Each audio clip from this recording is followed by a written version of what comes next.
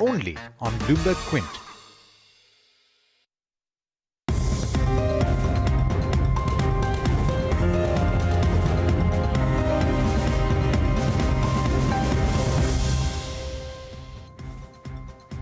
Hello and welcome to Hot Money on Bloomberg Quint Live, India's first digital live streaming business news service. This is the show which gets you a complete wrap of all the stocks that are buzzing in trade. I'm Darshan Mehta. Let's welcome our guest on the show. Joining us today are Kalra of Target Investing, Vivek Mavani, who is an independent investment advisor, and Vinit Bolinjkar of Ventura Securities. Thank you to all of my guests for joining me. On the show today, we discussed Tata Steel that threw up a positive surprise in its fourth quarter numbers.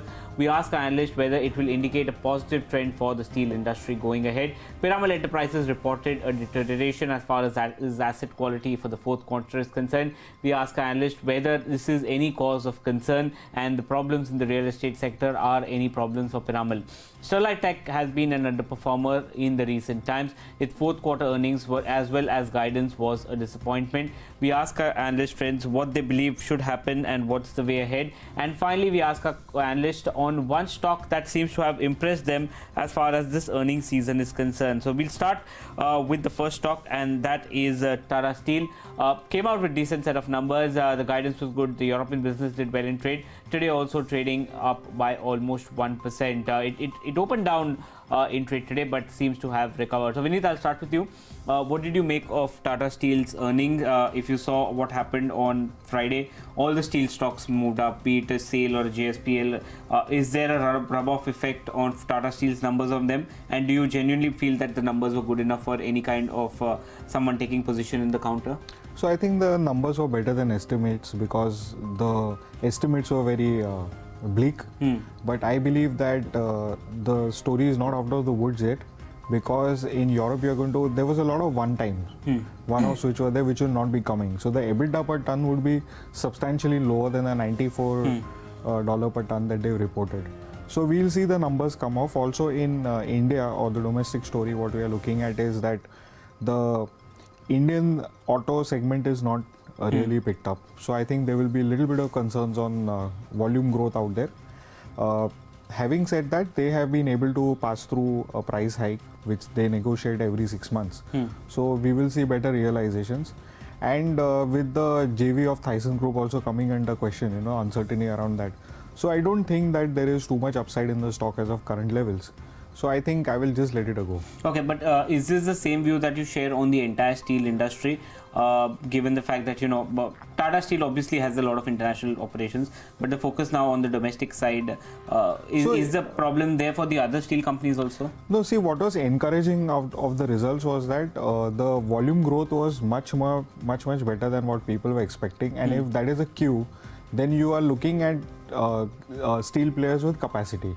So one player who has got spare capacity which needs to be utilized is SAIL. So we believe that the volume growth that will come in SAIL will help in better utilization of capacities, of coverage of cost, and that will lead to better results from SAIL. So we are positive on SAIL and not that much on Tata Steel. Okay, that's the view that's coming in. And the other two companies, JSPL, JSW Steel, JSPL again, too much of overhang of quality concerns, and JSW Steel is maxed out on capacity. Okay. So not much going out there. Okay, Samir, what did you make of Tata Steel's numbers? So I saw three main twists in the whole numbers. If you even remove the one time in Europe, the EBITDA per ton was much better than anticipated.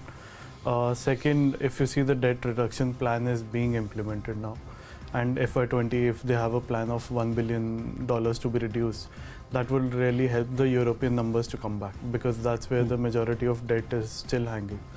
Third, if you see domestic operations, the kind of a consolidated numbers and Bhushan Steel acquisition, that is working well. So that is really helping the domestic volumes even to outgrow the estimates. So I think over there, these kind, and furthermore, if they are going to merge it now through Tata Steel, BSL and Tata Steel, now I think operational efficiencies by reduction of employees will also kick in, maybe in the next 6 months. So I see it under watch, but I see it as an isolated company. I don't see that rub-off going to JSW or JSPL or any other company, because they have more benefits on the European side, and the BSL integration is helping them better off. But overall, what's your view on the steel industry? Are you recommending your clients to start accumulating steel or stay away? So we are just playing it through tactical, through Tata Steel BSL. Nothing beyond that as of now. We don't see any structural changes coming into the industry as such. Okay, that's the view that's coming in. Vivek, I know you don't have a view, but would you want to add anything before I move to the next stock? Not really. I mean, to me, understanding Tata Steel is quite difficult given the number of variables and businesses across geographies, European operations having had some problems in the past. So given my limited understanding, I'm going to reserve my comments at this point of time. Okay, that's the view that's coming in on Tata Steel. Not the best of views coming in on the counter, despite the numbers coming in much higher than what the street was anticipating. Tata Steel pretty much at the day's high. The next stock is Piramal Enterprises. Now it corrected almost 6 to 7% post its earnings that came out today, another 3.3%. And the big concern was the asset quality, which deteriorated, a big rise on a quarter-on-quarter basis. Now, the other problem that is impacting, a lot of these NBFCs, especially on the housing finance side, is the slowdown as far as the real estate is concerned. Now, Piramal, what's the way ahead? What do you make of the numbers? Is it a quality stock that you have to invest, or would you let it pass at this point of time? So, Vivek, I'll start with you. The numbers of Piramal Enterprises, and are you concerned with how the asset quality played out for them? Well, of course, I am concerned, and I have been concerned about Piramal even in the past in that sense. See, let's put things in perspective as to why did they have a problem this quarter. They built a very large loan book in excess of 50,000 crores, largely on wholesale lending for developers, construction finance, and so which is basically wholesale lending to real estate. Even as of March end, their real estate wholesale book is in excess of 40,000 crores out of 54 or 55,000 odd crores whereabouts of the total loan book. So almost like 71% is to real estate wholesale lending, which is to the developers and construction companies. Now the risk in this kind of a business is that NPAs tend to be lumpy because it's few large developers who make up your loan book. Even the concentration profile, I think about 10 borrowers make up 10 borrowers make up almost 50% of their loan book, and any one going down probably just adds to the NPAs not by 0.5% or 1%, but straight by 6, 7, 8%, because that's the kind of concentration they have among their top borrowers. And it's well known now, although officially never been disclosed by the company, that Lodha Developers is the largest borrower for Piramal, and Lodha has been under stress for a long time. Besides Lodha, the entire real estate, the developer business is prone to asset liability mismatch because of difference is in cash flows in terms of servicing the debt versus the sale proceeds or the completion of the project on a timely basis, which in India is prone to delays. The real estate on the demand side for top 5 or 6 cities, demand has been muted while there has been oversupply, and although developers have held on to high prices, sales have been pretty muted. So you do have concerns over there even going forward, that if real estate sales continue to be slow, you could have serious asset liability mismatch as far as Piramal's real estate loan book is concerned. Now, it is actually not surprising for what they have found themselves in. They are trying to broad base their lending book with housing finance, with SME lending, business loans, and a whole lot of other things, but that 30% can't grow as fast to make up sizable de-risking in terms of the model. So I'm basically not comfortable with the business model and the strategy itself.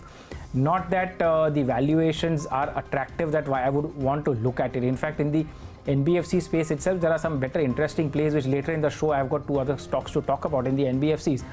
But now, given these risks in wholesale lending and to real estate and all that, it should ideally be made up with higher lending interest rates, or or with better net interest margins. In case of Piramal, their average yield on advances, which is what they call, the rate at which they lend, is only 13.5%. It's not that so high to make up for the risk of taking large write-offs at some point of time. And in a 5 to 6 year cycle, sometime there will be when they need to take a very large write-off with 1 or 2 of their large borrowers going down. So, I mean, let's hope that doesn't happen. The only trigger I see in Piramal is that demerger between financial services and the pharma and healthcare business, which could lead to value unlocking. At some point of time, that will be the trigger, and that may be an attractive trigger to play for. For what it is currently, I really don't see an opportunity. Okay, what about you, Vinit? What did you make of the numbers and what's your sense? So a couple of things very quickly is that the entire NBFC lending is in soup kind of. High growth rates have to temper down. Second is with Piramal you have almost 4% of the book being stressed. So and you had seen 0.4 become 0.9. So it's seen a doubling, more than doubling of the NPAs. So I think that immediately gets into the views of people, and I see that taking a lot of time to resolve. So you have growth tapering off and you have quality concerns coming in on the asset quality. So I think that the 2.5 times book that people are building in currently to the price will see a degradation, and it's a very large book, and concentration around that portfolio is quite high. So I think there will be it might be some while before the stock kind of does anything better. So I think it's a reduce in my view from here. Okay, and the concerns are there for you across housing finance companies. So it's basically the real estate. So it's two things. One is that you had a high growth which is kind of tapering off. Second is that the asset quality which starts climbing. We've seen in banks in particular, ICICI, Axis. Yes, they take time to play out, and value destruction is very high for shareholders. So I think where you have GNPA issues, you should clearly stay away. Okay, what about you, Sameer? What's your sense on Piramal? So I'm neutral as of now. I see this kind of a going uptrend because if you see the developer book is already facing the pressure. It's now the part where the recognition starts kicking in. So I think even the liquidity and the disbursement rates are going down. So I feel it has to be a neutral position for me right now. It's neither a reduce or a add. And the other part, which is the pharma industry segment, where the domestic also kicks in FY20 or 21 over there. So I think that will also support the whole system. And I feel somewhere the solution might be a little 6 to 9 months away, but there might be a reversal quite soon. Okay, so that's the view that's coming in on Piramal Enterprises. And before I move on to the next talk, Vinit, you spoke about the concerns also on Yes Bank. It's imperative, it's down 27%. I'll take a quick comment from all of you on Yes Bank also. What did you make of the numbers? Were you shocked at the numbers that came Yes, out? they were definitely shocked at the extent, but not surprised, because our trend generally has been down, and we believe that whenever RBI calls out any management and when the management is asked to leave, things are really bad. So we were bearish on the stock for a very long time, and when from 140 the stock moved back to around 250 levels, people were again of the opinion that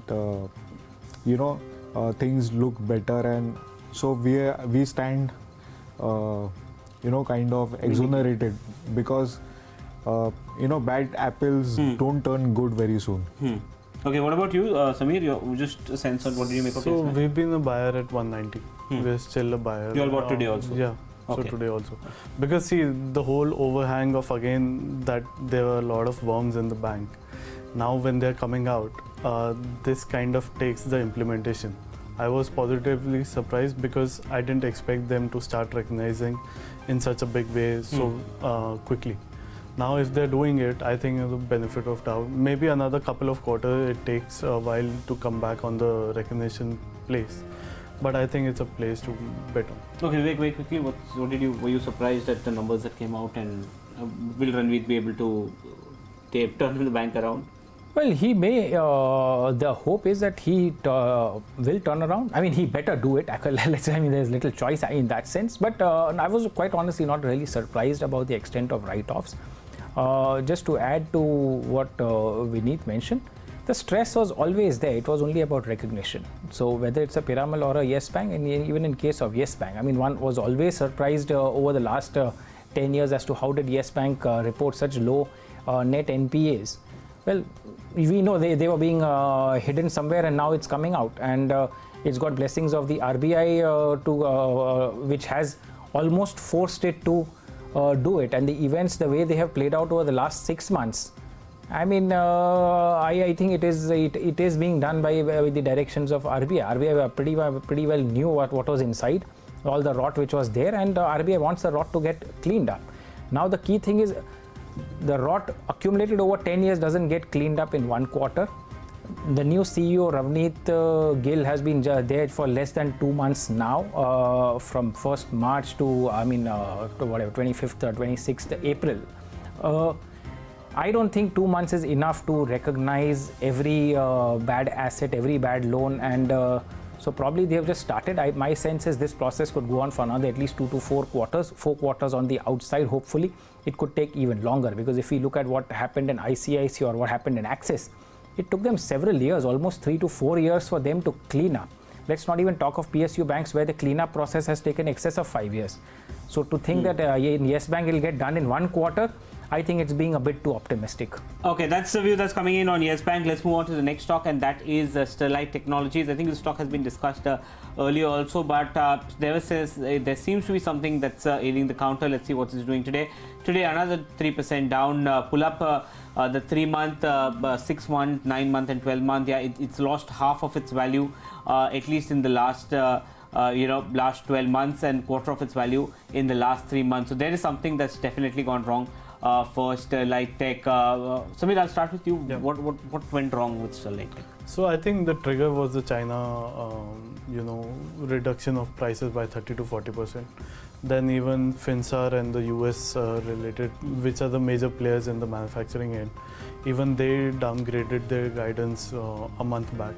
So I think over there the demand globally is hurting the prices globally, and that's where Sterlite is with excess capacity, which has currently come on books in the anticipation of that high growth. And over there, I think even domestically, the capex of one of the large telecom, which is Jio, they were doing on the fiber side. So that is over. So that stabilizes your demand domestically as well. And plus the third is the pledge which they have on the system. So I think that will also get triggered on the kind of a stock prices which are right now over there, because the pledge is around 350, 400 kind of levels. So I think these three overhangs are majorly. But is it a good time now to start accumulating? It's fallen all the way to now 190 levels. The kind of demand which is showing globally, I think the downside has just started. I don't see any reversal anytime soon, because if you see fiber has been high growth system globally. Now it's entering a maturity growth. So that kind of gives out the pricing power out of the system for them, at least in the medium term. Okay, Vinit, you were always bullish on Sterlite Tech. Are these concerns what Samir pointed out valid? Will they stay, or is there, you believe now there is a chance of reversal? No, I think we will be revisiting our view on the stock. Okay. It's not going to be that hyper bullish that we were expecting. Having said that, there are two things. One is that fiber demand is going to be intrinsic to 5G rollout. It's very critical. So I don't see the growth go away. But what is very unnerving is the fact that the management has been masking the product pricing that is happening. They continuing to maintain their pricing, they're unaffected, but it's not happening only in China, it's happening even in the US markets. So considering that, I think the valuations will come off, but they have a very strong order book. They've got a 10,000 crore order book, and capacities which are coming up will definitely, in my opinion, be adequate to support the growth. So while we'll have high top line growth, we'll see moderation in margins due to the mix changing. One in favor of the execution, and two is product margins coming down a bit. So while the management is guided for $100 million FY20 kind of a profit target, I think that's a challenge.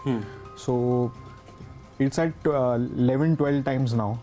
So I think around 10 times book, 10 times 1 year forward, you can accumulate that stock. So another 10-20 rupees downside. Yeah, you down can one cent, start accumulating this stock. Okay, that's the view that's coming in. Vivek, what's your sense on Sterlite Tech? You think that we've hit rock bottom, or are these concerns here to stay? I think the concerns are here to stay. I mean, globally, the demand for fiber optic and fiber optic cable will remain robust over the next few years, no doubt, but there is certainly been excess supply as well, excess capacity build up, and that is going to keep pricing soft. Now, what is going in favor of Sterlite has been there were more excess of 10,000 crore of order book where probably they have locked in a certain amount of margins, but incremental orders and incremental sales probably from FY21 onwards will seriously dent the margins, if not the current year itself. That's one thing. More importantly, I think now all of us need to be very sensitive about promoter pledges, and Sterlite has got 97% of their promoter holding pledged, and with this kind of a fall in stock price, I mean almost 50% fall on a 1 year basis, will certainly at some point of time trigger margin calls and dumping of the stock by the lenders in the market. I mean, we have seen that in Z, we have seen that in Reliance Capital, ADAG group stocks, and maybe some other corporates. So notwithstanding the fundamental performance on growth and earnings and margins and so on and so forth, I mean, this promoter pledges is something that one needs to be increasingly careful about and sensitive about, because it can wreak havoc to the stock. And so then whether it's at 10 times earnings or 15 times earnings, I mean, it becomes meaningless. It could well fall to 5 times earnings if the lenders start dumping the stock. Okay, that's the view that's coming in on Sterlite Tech. And the last one is we're in the midst of earnings season. So we ask our guests, was there any stock or result that surprised them and that should be highlighted? So Vivek, I'll start with you only. One stock that you saw during this earnings season came out with which was an earnings surprise for you? Well, I'll add two. Both of them were actually from the same sector. So while amidst the whole NBFC business going through serious challenges on liquidity, on their growth rates, on their ability to raise funds, cost of funds rising, and so on and so forth, I mean, two stocks that really caught my eye: Mahindra Finance and Shriram City Union Finance. Shriram City Union Finance is basically into SME loans in the tier 2, tier 3, tier 4 and unbanked areas. They have a sizable auto loan portfolio which includes two-wheelers, largely two-wheelers, and some bit of gold loans also. And Mahindra Finance, as we all know, is basically into rural finance, including rural housing, some bit of SME funding, but large part being the auto loan portfolio in the rural and semi-urban areas. Both of them delivered numbers which were a surprise. That's number one. Number two, in both, I mean, they have not just maintained their net interest margins, not so much of a challenge on maintaining the net interest margins, both on a quarterly basis as well as outlook going forward. So although they are incrementally for both of them, cost of funds, I mean, both of them in the sense for the entire industry, cost of funds incrementally has been inching up, but they have been able to maintain their net interest margins given the limited competition in the areas that they operate. And areas, I'm referring to geographical areas as well as the business areas in terms of, say for example, into SME loans of 5 lakhs and 6 lakhs in semi-urban areas. I mean, besides Shriram's City Union, there aren't too many options a small trader or businessman is going to have. So, which is where I'm referring to limited competition. Both of them are very well capitalized, capital adequacy in excess of 20% for March 19 for the year just concluded. Return on equity for both of them in excess of about 15-16%, which is also likely to be maintained. And your NPAs also being contained within well controllable levels. From a valuation point of view, Shriram City Union is at just about 1.5 times price to book for the current year. Even if I were to adjust for the entire net NPAs actually turning bad, assuming, I mean, that's a very worst case scenario to assume. Even then it is just about 2 times price to book at current price. Mahindra Finance similarly is maybe about 2.5 and 2 times, 2.5 price to book and about 2 times price to adjusted book, adjusting for the entire net NPAs going bad over the next couple of quarters. So from a qualitative point of view, we have two companies very strong in their business, not much of impact from the overall macro environment likely, not so far and not likely in the near future also. So I see quite an opportunity in both of these. Okay, that's the view. Shriram City Union as well as M&M Financial are the stocks that Vivek spoke about. Vinit, which result surprised you? So rather than surprised, which supported our view was RBL Bank. Okay. Very strong numbers, and we believe that the stock will continue to remain a high growth story. It's 2.2 times FY22 book. Considering its high growth and efficient management of its asset quality, I believe that the stock is well placed to double from here. Okay, that's the view that's coming in. And Samir, which result surprised you? So I think for me, Ultratech was a positive surprise, mainly on the volume and the realizations they got. Because if you see March, the rate hike was taken back. So I think some areas they were not taking back for Ultratech. That's why the realization got a little bump up. And the way they've taken the JP assets and increased the low cost, production even over there, I think this is giving a big benefit to Ultratech. And I think this should continue for a couple of more quarters. Okay, that's the view that's coming in. Ultratech as well as RBL Bank were the other counters that were spoken about. But with that, it's a wrap on today's edition of Hot Money. Many thanks to all of my guests. Vivek, thank you for coming in. Thank you so much for coming in, Vinit and Samir. Ask BQ comes up next. Stay tuned to Bloomberg Quint.